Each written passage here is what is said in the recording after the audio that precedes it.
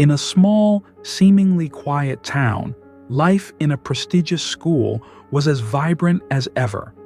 Everything changed when a new girl, smart, kind, and incredibly talented, entered the school.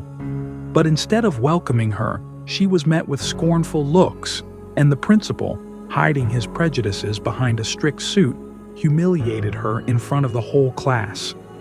He accused her of something she hadn't done and ordered her to leave the school immediately.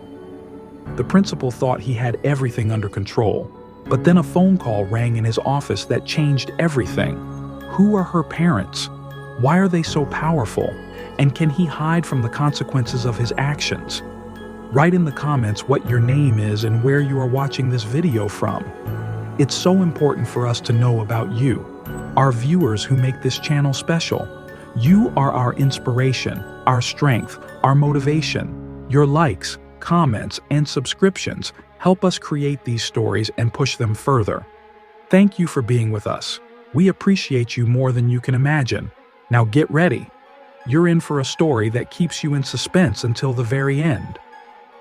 The marble walls gleamed, reflecting the light of expensive chandeliers. The large glass doors opened, and Aaliyah stepped inside, holding a brand new backpack. Her clothes were neat but modest, a white blouse and dark pants that immediately stood out against the designer outfits of the students. Most of the kids here wore clothes from well-known brands, and her choice seemed simple but neat. As soon as she crossed the threshold of the school, there was a tense silence in the corridor. At first, it was barely noticeable. A few students were silent, turning to look at her. Then there were quiet whispers, and a second later, one of the older students whispered loudly, "Look, another one. Who let her in here anyway?" Aaliyah felt a chill run down her spine. Her fingers gripped the straps of her backpack tighter. She'd been prepared for trouble. My mother had warned her that she might encounter misunderstanding at this school, but she hadn't expected it to start with the first step. On her way to the principal's office, she heard several loud phrases. "You think it's a scholarship?" grinned the guy in the expensive jacket, throwing her a scornful look. "Or those social programs for the poor again," his friend added wryly. Aaliyah walked on, trying not to look up, but every word hurt her heart. She knew she looked different. Her skin was dark, and her hair, arranged in neat braids, stood out immediately among the wavy blonde strands of her classmates. Her last name, sonorous and unusual, would have made any teacher stop and ask how to pronounce it. But what set her apart the most was that she wasn't one of them. She wasn't part of an elite society where students' parents are politicians, businessmen, and celebrities. When she reached the principal's office, the door was already ajar. Behind the desk sat Mr. Bennett, a man with gray hair neatly combed back. His suit was impeccably ironed and his gaze was icy. He slowly raised his eyes to Aaliyah, as if assessing her from head to toe. "Are you the new girl?" he said, not bothering to stand up. His voice sounded with dry distrust, and his gaze read everything: condemnation, contempt, and some hidden aggression. "Yes, sir," Aaliyah replied quietly, feeling her voice shake. Mr. Bennett folded his hands on the table as if considering what to say. Finally, he spoke slowly. "Do you realize where you've come to? This school isn't for everyone. We have high standards, and I doubt you'll be able to live up to them." "I'm willing to try, sir," she replied, trying not to show offense. "We'll see," he threw coldly, then added without hiding his sarcasm, "I hope you realize that your ambition alone isn't enough to fit in here." He handed her the class schedule without even looking in her direction. As she left the office, tears came to her eyes. She knew she had a hard road ahead of her, but now, for the first time, she wondered if she could handle it. Mr. Bennett sat in his spacious office, upholstered in dark wood. His desk was perfectly clean, and on the walls hung pictures of elite events, award ceremonies, meetings with famous politicians, and in the center was a large frame with the school's motto, "Only the best." When Aaliyah entered, he raised his head, lingering his gaze on her as if evaluating the merchandise. Something sharp, almost contemptuous, flashed in his eyes. He put his pen down slowly on the table, frowning slightly. "Sit down," he tossed briefly, pointing to the chair in front of him. Aaliyah cautiously sat down, feeling the tension in the room rise. She tried to force a smile, but his gaze disarmed her. "Your last name is Johnson, right?" he asked, not bothering to look at her paperwork. "Yes, sir," Aaliyah nodded. "Interesting. It's not often we get people with your last name here." His voice was drenched in sarcasm, and it sounded like a punch in the face. She sensed he wasn't talking about her last name, but something else he didn't want to say out loud. "Tell me, on what grounds did you end up at our school?" he asked, leaning back in his chair and crossing his arms over his chest. "I suppose some kind of program for the underprivileged or something. That seems to be in vogue here right now." Aaliyah was embarrassed but gathered all her courage. "No, sir. I got a place because of my grades and my wins in the Olympiads. My teachers recommended me." "The Olympics?" "Minus." Mr. Bennett raised an eyebrow, his voice even colder. "I wonder what Olympics those were. Or maybe they were those competitions where you just had to show up to get a medal." His sarcastic grin made Aaliyah squirm in her chair. She realized that explanations were useless here. "I know cases like this. So-called equal opportunity programs. But you know what I think?" His voice grew louder and he leaned forward. "You can stand in the same building as these kids, but you'll never be one of them." Aaliyah felt her throat dry. She tried to say something, but Mr. Bennett interrupted her with a gesture. "I've seen people like you before. They come here, hoping to achieve something, but end up leaving because they can't stand it. Your standards don't match ours, and you know, it's the best solution for everyone." He sighed and rose abruptly from his chair, walking over to the window as if he had lost interest in the conversation. "I'll give you a chance because it's a board requirement, but know this. I'll be watching your every move. One mistake will be enough to make you quit, and frankly, I doubt you'll last even a week." Aaliyah was silent. Her hands shook, but she clenched her fist to hide it. She knew she couldn't let him see him hurt her. "Thank you, sir," she replied quietly, raising her eyes. "Thank you?" he grinned. "Don't be in a hurry to thank me. We'll see if you'll be saying it in a week." He returned to his desk and handed her the schedule folder as if he were handing her something dirty. "You can go now. Now don't get in the way of your work." When Aaliyah left the office, she felt like she was carrying a huge weight. But no matter what happened next, she swore to herself that she wouldn't let this man ruin her dreams. On the third day of school, Aaliyah walked down the corridor, trying not to make eye contact with anyone. She was used to the whispers behind her, the glances, and the loud phrases that were loud enough for her to hear. I wonder who decided she was even fit for this school. Yeah, people like her should go to school somewhere else, but not here. She tried to hold it together, but she was seething inside. As soon as she entered the classroom, the students gathered in groups around the desks were silent for a second. All eyes were on her, and Aaliyah felt like she was in the crosshairs. She quickly took a seat in the last row, trying to be inconspicuous. But she soon realized it was useless. The class had begun, and the teacher was talking about a difficult math problem when the classroom door suddenly opened. Mr. Bennett entered. His appearance caused a slight whisper among the students.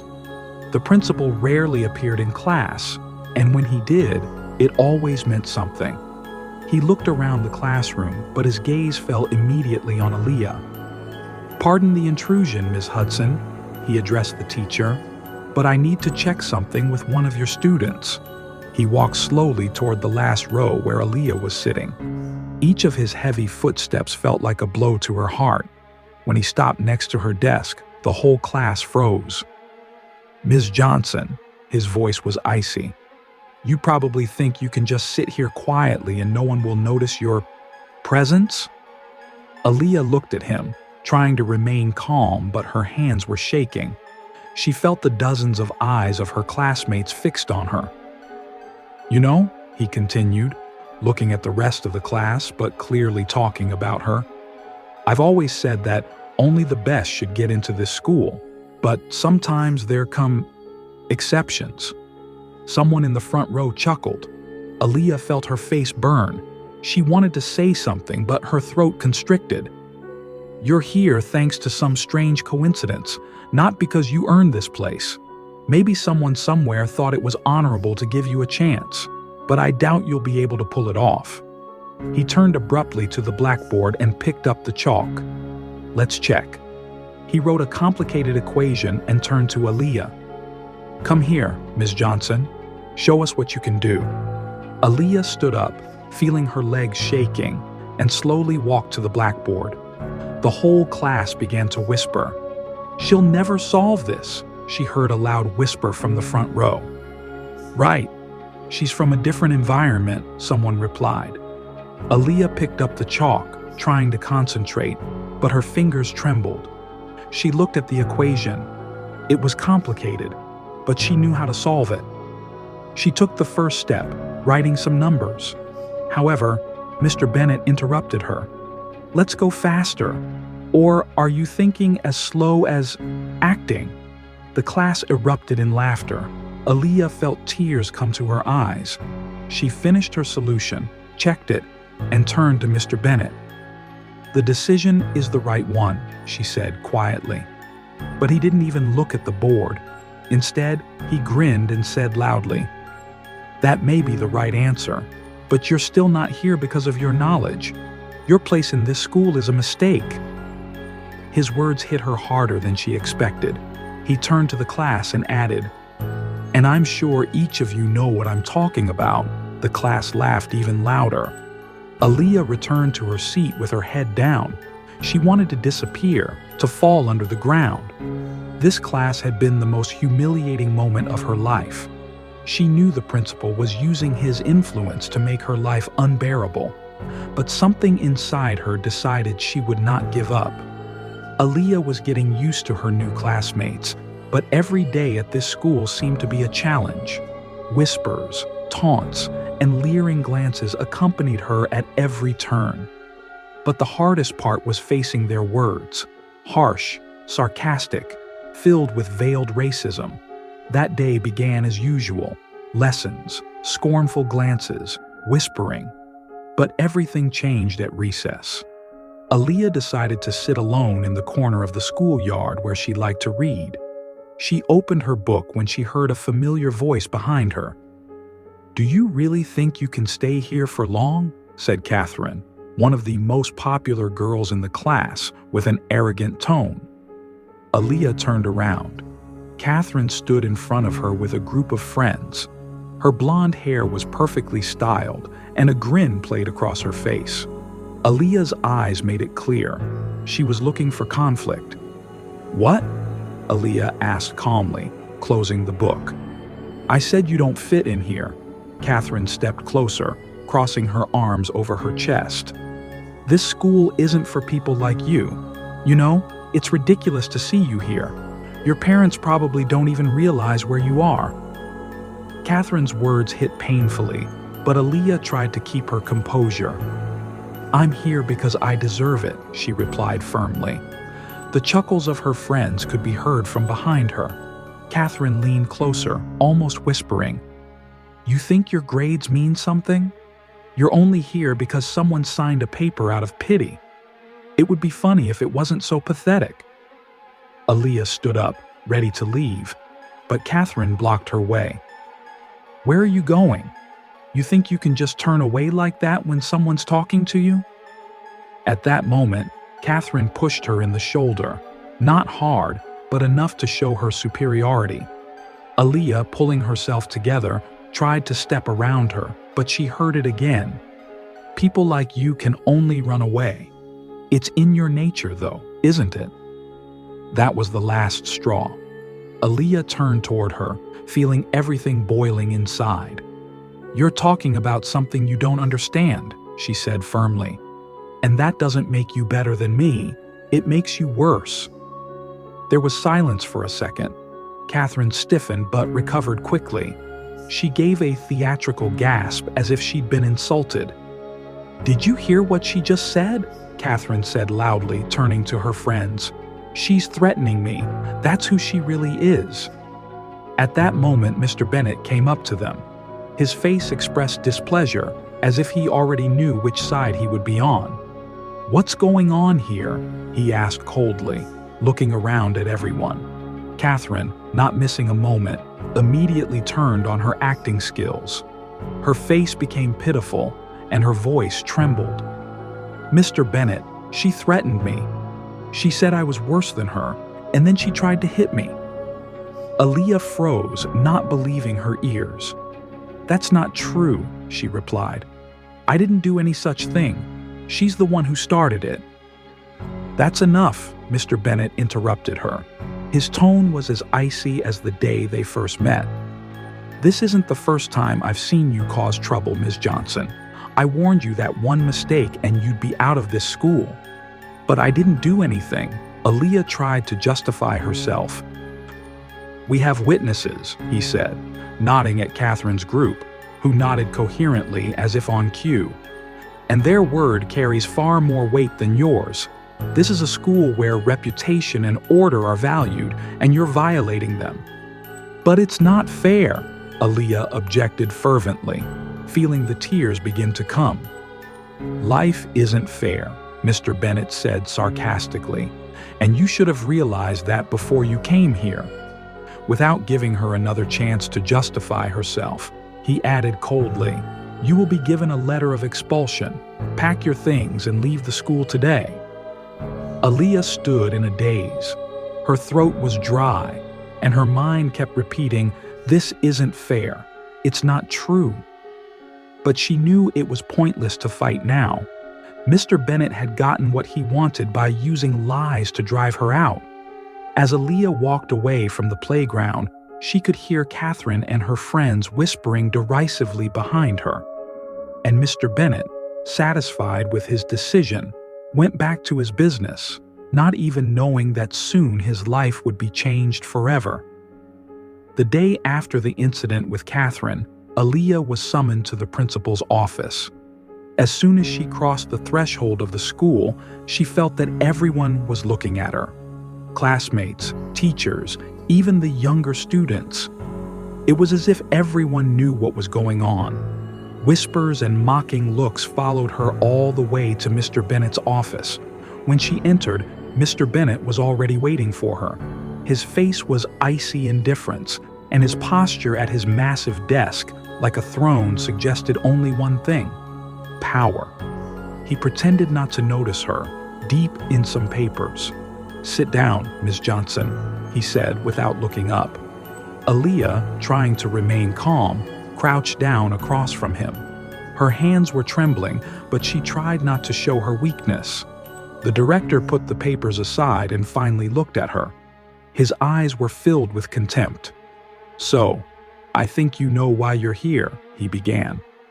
"After yesterday's incident where you openly threatened your classmate and tried to use force, I have no other choice." "But it's a lie," Aaliyah interrupted, unable to keep silent. "I didn't threaten her. It was Catherine who started it." Mr. Bennet raised his hand, silencing her. "That's enough. I've already said I'm not interested in your excuse. You must realize that this school is no place for the likes of you." The word "such" sounded especially harsh. Aaliyah felt the blood rush to her face.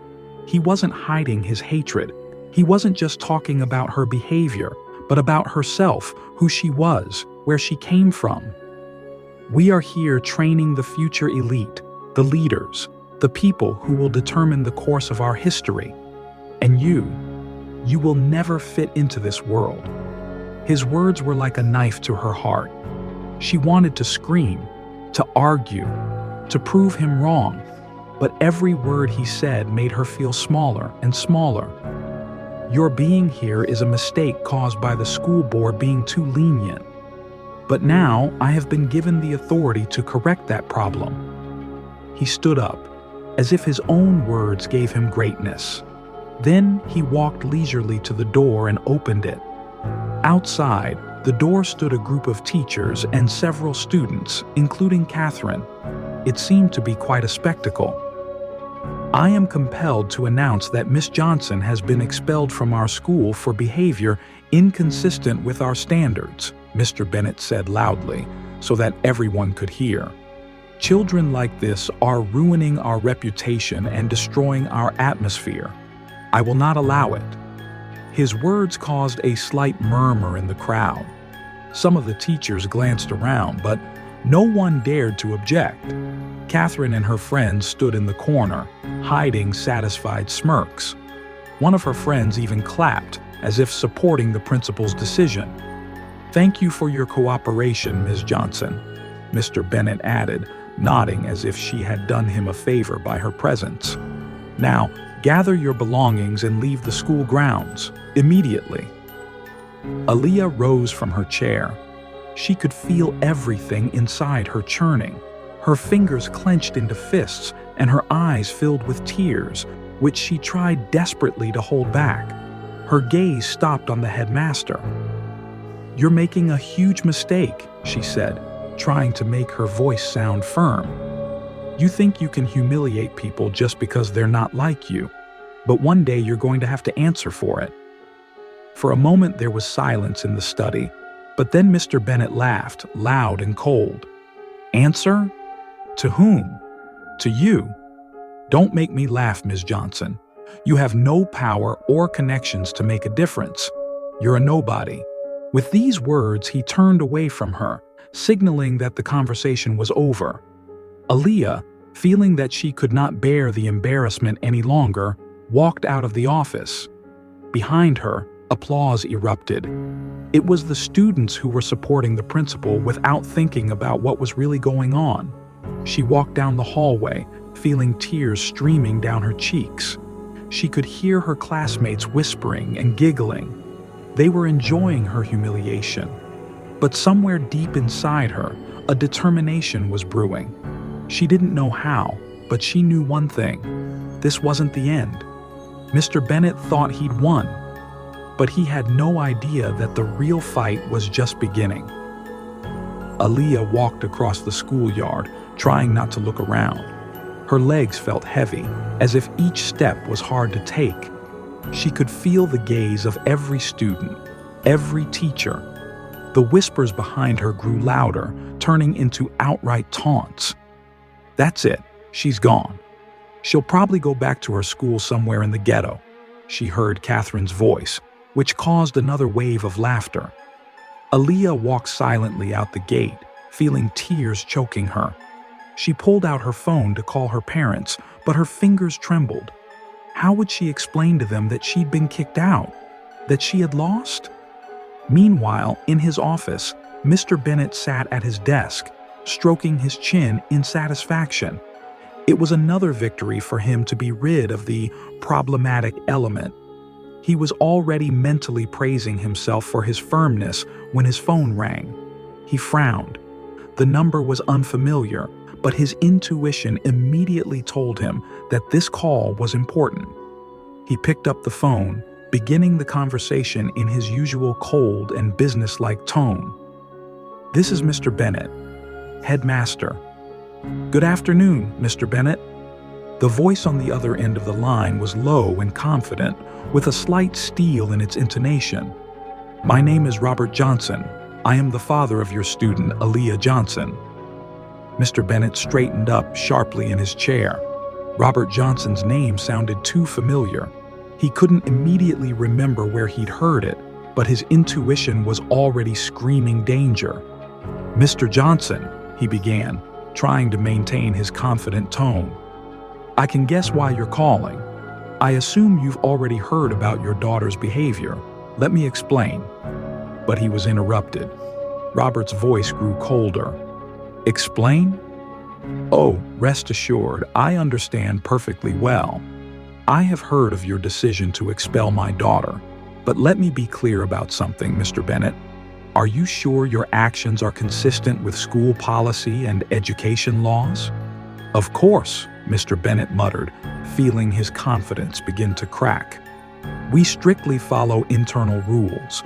Your daughter has demonstrated aggressive behavior, which is unacceptable. Interesting. Robert could hear the sarcasm in his voice. Are you sure it wasn't a mere pretext? That your personal bias isn't behind this story? Because if it is, then as a lawyer with 20 years of experience, I know exactly what to do about it. Mr. Bennett turned pale. Now he remembered who Robert Johnson was. He was one of the most famous lawyers in the country, defending the interests of large corporations and powerful politicians. His name had been in the news more than once, and each time it had been associated with high-profile court victories. He was a man best not to be confronted. Mr. Johnson, I assure you, we were just following the rules. Minus Mr. Bennett began to justify himself, but Robert interrupted him again. Followed the rules? Good. Then I'd like to see full documentation to support your accusations, surveillance video, written testimony, teacher reports, anything that might justify your decision. Or perhaps you wouldn't mind if I brought it up at a school board meeting.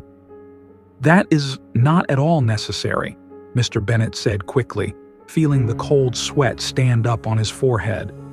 I'm sure we can settle this matter without attracting too much attention. Attraction is exactly what you'll get if you don't reconsider your decision, Robert stated firmly. Believe me, not only will I file a complaint with the school board, but I will make this case public. I'm sure the press will be interested to see how the principal of an elite school humiliates students based on their backgrounds. Mr. Bennett swallowed hard. His thoughts swirled. He realized that Robert Johnson was not the man to play with. He could ruin his career, his reputation, and possibly his entire school. Mr. Johnson, he began cautiously, let's discuss this. Perhaps we can find a way to get your daughter back to school and smooth over this incident. There was silence on the other end of the wire, and then Robert spoke up. You have until the end of the day to correct your mistake. Otherwise, I'm springing into action. And believe me, Mr. Bennett, the consequences will be massive. The connection was cut off. Mr. Bennett hung up the phone, feeling his heart beating in a frantic rhythm. His hands trembled. Everything that had seemed so simple and controllable to him now threatened to turn into a disaster. He knew he'd have to reconsider his decision, and maybe even publicly apologize to the person he'd humiliated. But he also knew that even that might not save his career. The next morning at school began as usual, with students filling the hallways, teachers preparing for class, and Mr. Bennett sitting in his office, still thinking about his conversation with Robert Johnson. The pallor never left his face, and every ring of the telephone made him flinch. But the most unexpected was the visit. The door of his office opened abruptly, and the secretary rushed in, looking worried. Mr. Bennett, we have guests. Miss Johnson's father and mother. They insist on seeing you right away. Mr. Bennett froze as if thunder had struck above his head. He looked up at the secretary and then nodded, quickly adjusting his tie. He realized that there was no way to avoid this conversation. Even more disturbing to him was the fact that they had both come. Robert Johnson's name already filled him with fear, but the appearance of his wife meant that the situation would be even more complicated. The door opened again, and Robert Johnson and his wife, Amelia, entered the study. Their presence filled the whole room. Robert was tall, with a sharp look that instantly made Mr. Bennett feel small. His strict suit emphasized his status. Amelia, on the other hand, was the personification of power. Stylish dress, confident posture, and a cold, penetrating gaze. "Good morning, Mr. Bennett," Robert said, stepping closer to the table without offering to shake hands. "Good morning," Mr. Bennett said wearily, feeling his palms begin to sweat. "Please have a seat." But the Johnsons did not sit down. They remained standing, their posture like judges coming to hear a case before passing judgment. "We're here to discuss the incident with our daughter," Robert began, his voice sounding even, but every syllable was imbued with menace. "And we're interested in exactly why you thought you had the right to humiliate her and expel her from school." "I'm sure you understand that the situation was complicated," Mr. Bennett began to justify himself. "Your daughter has been charged with aggressive behavior toward another student. The school is supposed to keep order." "Order?" Amelia repeated coldly. "You call that order?" "As far as I'm concerned, it's more like discrimination. Let's start with your comments, Mr. Bennett. Exactly what words did you use toward my daughter?" I don't know what you mean." Mr. Bennett tried to look away, but her gaze seemed to pin him in place. "Oh, you understand perfectly well," Robert interrupted sharply. "We know that you have repeatedly made racist comments, humiliated her in front of her classmates, and openly stated that she doesn't fit in at this school. Do you have an explanation for this behavior, Mr. Bennett?" "This is just a misunderstanding," the principal began to stammer. "I never intended. I was only trying to maintain the standards of the school." Amelia stepped closer, her heels sounding like hammer blows on a marble floor. "Do you really think that's the explanation? Maintaining standards? Humiliating my daughter? Excluding her without evidence? How will you explain that to your superiors, Mr. Bennett, or to the press?"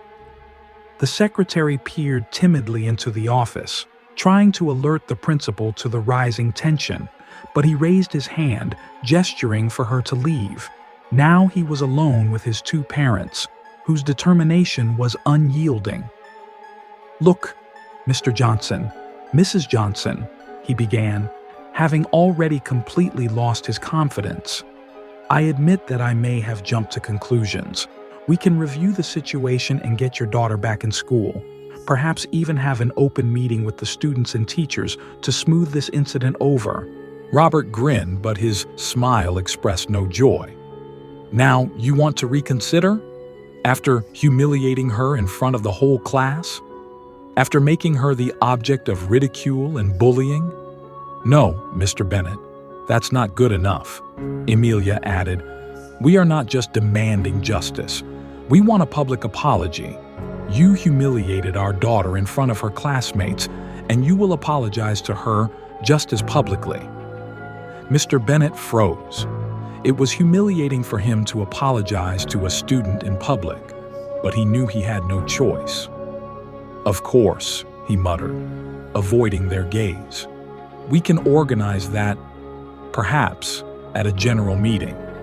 "Today," Robert said sharply.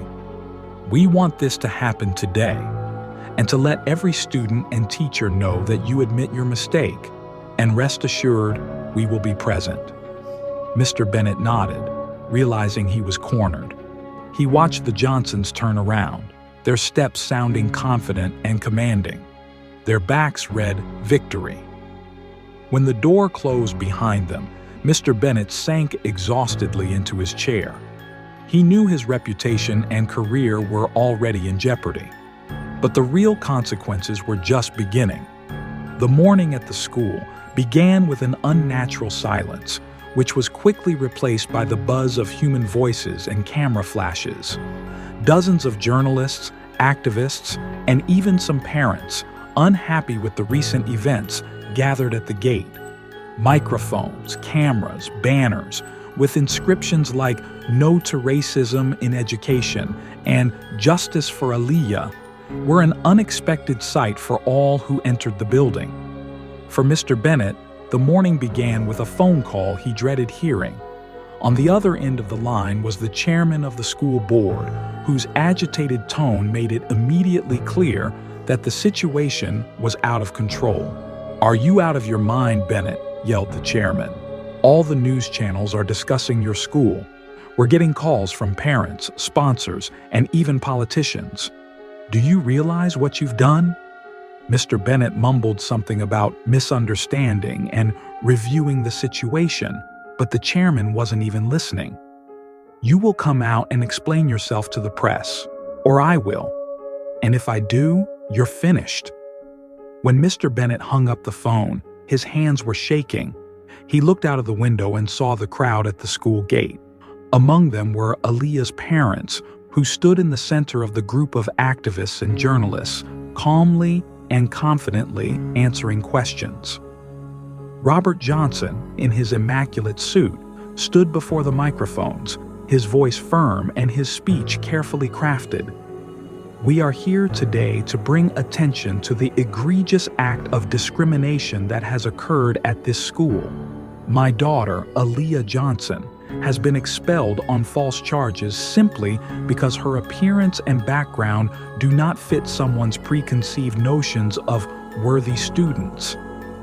He paused to let the audience digest his words. This school claims to educate leaders, but instead encourages racism and injustice. We demand transparency, accountability, and change. This is not just for my daughter, but for all children who have ever experienced these attitudes. Journalists peppered him with questions, and activists waved placards chanting, "Justice for Aaliyah." Amelia Johnson wasn't left out either. She added, "We are using this case to draw attention to systemic problems in education. This should not happen again to any child. We are fighting not only for Aaliyah, but for others as well." Inside the school, the situation was heating up. Teachers were whispering in the corridors, and some of them were clearly outraged by Mr. Bennett's behavior. The students, including those who had mocked Aaliyah earlier, were now nervously discussing what was happening. Catherine, standing at the lockers with her friends, looked worried. "Do you think they'll talk to us?" she asked her company. "Of course they won't. They'll never know you started it," one of her friends assured her, but you could hear the doubt in his voice. Meanwhile, several students who were previously indifferent began sharing videos of moments of Aaliyah's humiliation. One of them recorded Mr. Bennett publicly humiliating her in class, saying she didn't fit in. This video instantly went viral on social media. The pressure was mounting, and Mr. Bennett had to come out to the reporters. He tried to keep a straight face, but his trembling hands and nervous twitching of his lips betrayed his condition. "The school has always endeavored to maintain high standards," he began, but his voice was punctuated by tension. "The incident with Ms. Johnson may have been misinterpreted. We will reconsider our decision and are ready to dialogue." His words sounded unconvincing. One of the journalists sharply asked a question. "Mr. Bennett, how do you explain your saying that Ms. Johnson doesn't fit in? That's pure racism, isn't it?" I didn't mean anything like that," Bennett stammered, trying to justify himself. "My words were taken out of context." There was derision among the crowd. Robert Johnson, standing nearby, stepped up to the microphone and said, "That's enough, Mr. Bennett. You may continue to make excuses, but the truth is already known. Your actions are the result of systemic racism and abuse of power, and we will not stop until justice is served." News of the incident spread instantly across the country. Evening newscasts broadcast footage of protests outside the school, Robert Johnson's comments and videos of Aaliyah's humiliation. On social media, the hashtag #Justice for Aaliyah became a trend. Many celebrities, including politicians, athletes, and stars, have expressed support for Aaliyah. They condemned Mr. Bennett's actions and called for changes in the education system. Within the next day, Mr. Bennett received official notice from the school board of a special meeting. It was made clear to him that his career was in jeopardy. Teachers began to distance themselves from him, and parents of students expressed their displeasure at what was happening. His office no longer seemed to him a bastion of power, but a cage where he awaited the inevitable judgment. Mr. Bennett knew that he would have to answer for his actions. As the clock struck 9 in the morning, Mr. Bennett, sitting in his office, waited for the call that would determine his future. He already knew that the school board had convened for an emergency meeting due to the ongoing scandal. Protests, reporters, and most importantly, the Johnson family's influence had done its job. He felt the ground slipping from under his feet, but he was still trying to convince himself that he could hold on to his position. The phone rang. Bennett reached for the receiver, his hand trembling. "Mr. Bennett, this is the chairman of the board of directors." The voice on the other end of the line was cold and determined. "We've made a decision that I'm sure you've anticipated." Bennett wanted to object, but the chairman's voice didn't give him the chance. "Your actions have caused irreparable damage to the school. We cannot afford to have your presence continue to undermine our reputation. Your contract will be terminated immediately. You must leave your position today." "But, wait, I can explain." Bennett desperately grabbed the receiver. "It was just a misunderstanding. I was following the rules of the school. You can't blame me for trying to uphold its standards." "Standards?" The chairman grinned. "Your so-called standards have cost us the support of key sponsors, several dozen students, and most importantly, our reputation. You violated what we've spent years building." The connection went dead. Bennett put the receiver down on the desk. The silence of the office became oppressive to him. Everything he had built up over decades had crumbled in an instant. That same day, Mr. Bennett was forced to pack his things and leave the school. Teachers and staff who had previously respected him, or at least feared him, now looked at him with judgment or indifference. No one stood up for him. When he left the building with the box in his hands, the journalists were still standing at the gate. They rushed toward him, their questions sounding like an attack. "Mr. Bennett, how would you comment on your termination? Do you believe your discriminatory policy was justified? Do you feel you were responsible for what happened?" He pushed silently through the crowd, avoiding the cameras. The flashes blinded him, and the shouts grew louder. Some activists shouted accusations right in his face. "Shame on you! A child was hurt because of your racism." This way to the car seemed endless.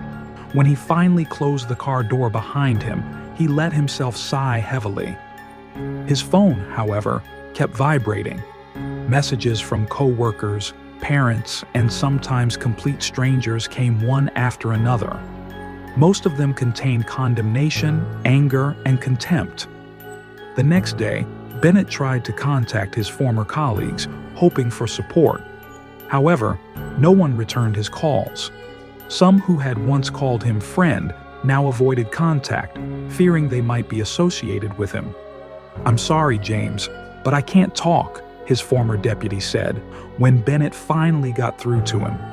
"You see, the situation is too tense right now. The council is demanding that we distance ourselves from you." Those words were the final nail in the coffin of his career. The people he had worked with for decades turned their backs on him. The scandal spread far beyond the school. Local newspapers and television channels discussed the case for weeks. Social media continued to discuss Bennett's actions. His picture, with a cold face taken as he left the school, became a meme. Users wrote, "Ironic. The man who thought he was superior to others is now standing in the mud. Serves him right. Let him know what humiliation feels like." Meanwhile, parents of students who had previously supported Bennett were now demanding reforms at the school. They argued for stricter checks on the behavior of teachers and administrators so that such incidents would not happen again. Trying to find a new job proved impossible for Bennett.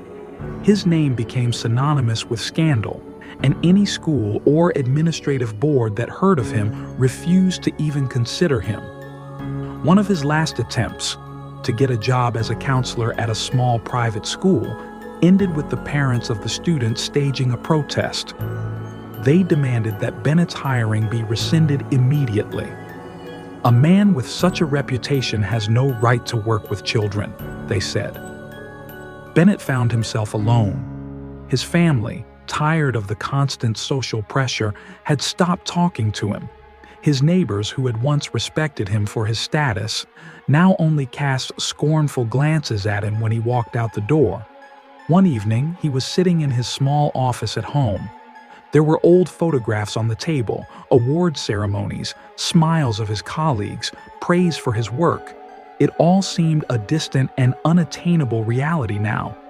His career, his reputation, his life, everything was ruined. Mr. Bennett thought for the first time about what had brought him to this downfall. His arrogance, prejudice, and belief in his own superiority had caused his downfall. He realized it too late, when no one would listen to him. Perhaps he thought he could avoid the consequences. But justice, albeit belatedly, found him. The day Aaliyah returned to school was a momentous occasion not only for her, but also for everyone who watched the story. The school board, forced to act under pressure from the Johnson family and public outcry, officially reinstated Aaliyah as a student. Moreover, they not only apologized to her parents, but decided to hold a school-wide meeting to publicly acknowledge their mistakes. When Aaliyah entered the school gate, her heart clenched with excitement. Her parents walked beside her, supporting her. Teachers, students, and even some of the parents had already gathered at the gate. In front stood the new acting principal, Mrs. Harper, who had previously served as a substitute but always treated the students with respect. "Welcome back, Aaliyah," Mrs. Harper said with a warm smile, extending her hand. "We're glad to see you back here." For a moment, Aaliyah felt her eyes fill with tears, but she held them back. Her gaze slid over the faces of her classmates. Some of them looked embarrassed, avoiding her gaze. But there were also those who came over to apologize. "Aaliyah, I want to apologize," said one of the students who had laughed with Catherine earlier. "That was wrong. You didn't deserve to be treated like that." Aaliyah only nodded, accepting the apology, but didn't say a word.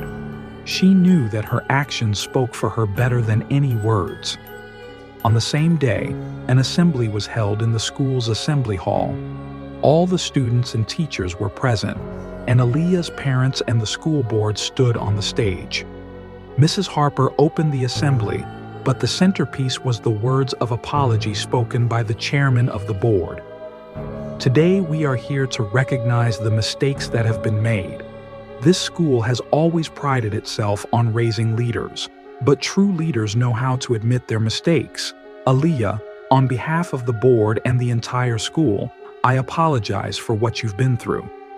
The hall froze. Then applause erupted. Teachers, parents, and students who were supporting Aaliyah began to stand up one by one. Even those who had mocked her earlier clapped, though they looked embarrassed. Catherine, who sat in the front row, seemed smaller than herself. Her face flamed with shame. After the meeting, she approached Aaliyah, but her voice trembled. I want to apologize," she whispered. "I shouldn't have done that. It was wrong." Aaliyah looked at her with an expression that didn't hold malice, but didn't read forgiveness yet either. "Apologizing is just the beginning," she replied calmly, before turning away. That answer made Catherine think. For the first time, she realized that forgiveness didn't come as easily as she had expected. After Aaliyah's return, the school began to change. It was decided to create an anti-discrimination program. Inclusion, respect, and equality were now discussed in lessons and assemblies. Teachers received additional training, and the school opened an anonymous line for students to report injustices. Aaliyah's story was an example that even in the most difficult situations, justice can prevail. While Aaliyah began attending school again, Mr. Bennett remained in the shadows. His name was now associated with disgrace, and finding a new job in the education system proved impossible. Newspapers continued to mention him in the context of the scandal, and parents of students did not want him around their children. Sitting in his small apartment, far from his former luxuries, he reflected on his mistakes. His career, his reputation, his status, all gone. He realized that his bias, his arrogance, had been the cause of his downfall. But that realization came too late. Meanwhile, Aaliyah's story inspired many. Parents from other schools began demanding transparency and justice. Activists used the case to push for laws against discrimination in education. Aaliyah became an example of the importance of fighting for one's rights. At the school itself, she was being reinstated not just as a student, but as a symbol of change. Her classmates, who once mocked her, now respected her. She proved that strength of character and family support can overcome any obstacle. As the school year came to an end, Aaliyah stood on stage during the award ceremony. Her parents sat in the front rows, proud of her accomplishments. Mrs. Harper presented her with an award for academic excellence and added, "Aaliyah has not only achieved outstanding results, but she has shown all of us what it means to stand up for truth and justice. Thank you for being an inspiration to us." Aaliyah looked out into the hall where her classmates, teachers, and parents were sitting. She knew it had been a difficult journey, but it had been worth it. Her story proved that even in the face of injustice, you can find the strength to move forward and change the world around you. Friends, thank you for watching this story to the end. We really want to know your opinion. What do you think about this story? Has there been a time in your life when you or someone close to you has experienced injustice or racism? How did you deal with it? Share your thoughts in the comments. Your stories are important, and together we can inspire others to fight for justice. You are our motivation. We appreciate each and every one of you who watch, share, and comment on our videos. Your support helps us create stories that make us think and change the world for the better. You are incredibly important to us, and we want you to know it. Don't forget to subscribe to our channel so you don't miss new inspirational stories. Click the like button if you like this story, and be sure to share it with your friends. It helps us grow and bring important messages to even more people. We wish you a wonderful day full of joy, warmth, and justice. Remember, you are stronger than you think and more important than you can imagine. Thank you for being with us.